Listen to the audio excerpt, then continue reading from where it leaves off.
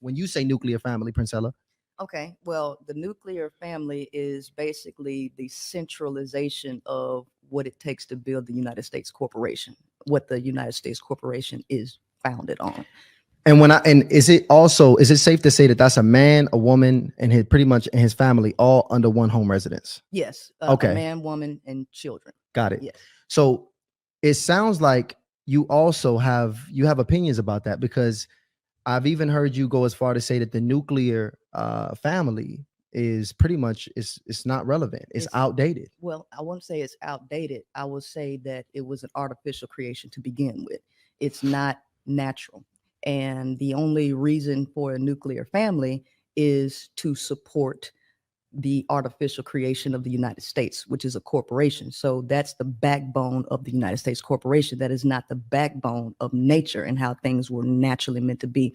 The true family is a community. The nuclear family cuts that off and makes women independent and having them to carry the majority of the domestic duties alone because the male is not wired or capable of sharing these duties with her. The woman becomes extremely stressed out where she's trying to beg and force the male to help her in a way that he's not designed to help her, which is the reason why there are constant issues in nuclear family setups. You believe that men and women should not live together in the same residence? Absolutely. They should not. They should not. Okay, so a man should not be living in the home where he raises his children. No.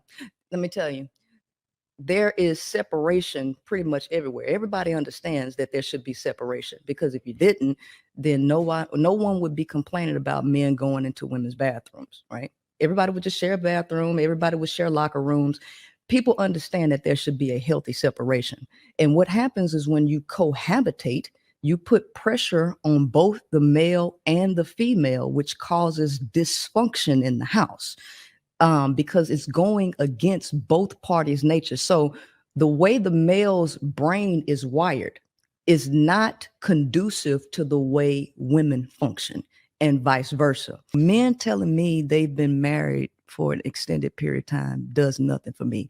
I would like to hear women speak all of the joys of being married for so long without the turmoil that comes with it.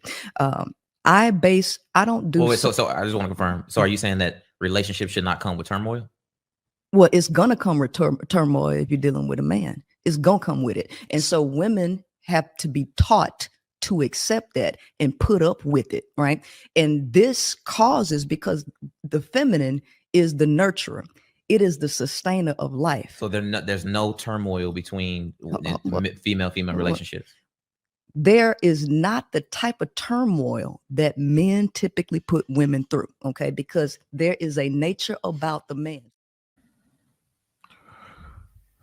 Shout out to Stud Muffin. So didn't they just ask those women in those same-sex relationships why they divorced, and it aligned literally with why they divorced men, or what men complain about in relationships and what women complain about in relationships? When they asked these women why they divorced, they said simply the same. They said essentially the same thing: lack of communication, infidelity. What was another one? Not feeling appreciated, and there was a number of other things, but it was all pretty much the same reasons why women tend to also divorce men. So I think she's just simply wrong. Why do we give people space to just say just wrong shit? Well, no, I ain't gonna ask that question. I'll take that question back. What's the reason? Because I think it's because if I'm allowed to speak in this space, then why shouldn't she be able to? Yeah. And I think it's important. Like I made a small video today. I think it's important for everybody to say whatever they want to say so we can hear where the dumb people are. You know what I'm saying? Because the more you are aware of who's saying what, the more you know who to stay away from or to go towards. You know what I'm saying? So that's my perspective. But what's your perspective on the what she said and your thought process on the nuclear family? We'll start with what do you think about what she said? Who wants to go? Oh, well, I thought you was asking me. You can let everybody else go first. I'll talk on the last. So, Princella doesn't believe. She believes in a higher power, but she doesn't believe in God. I think I watched that interview. I believe she said that she grew up Christian and then I don't know if she converted or now she just don't believe in God or whatever, right?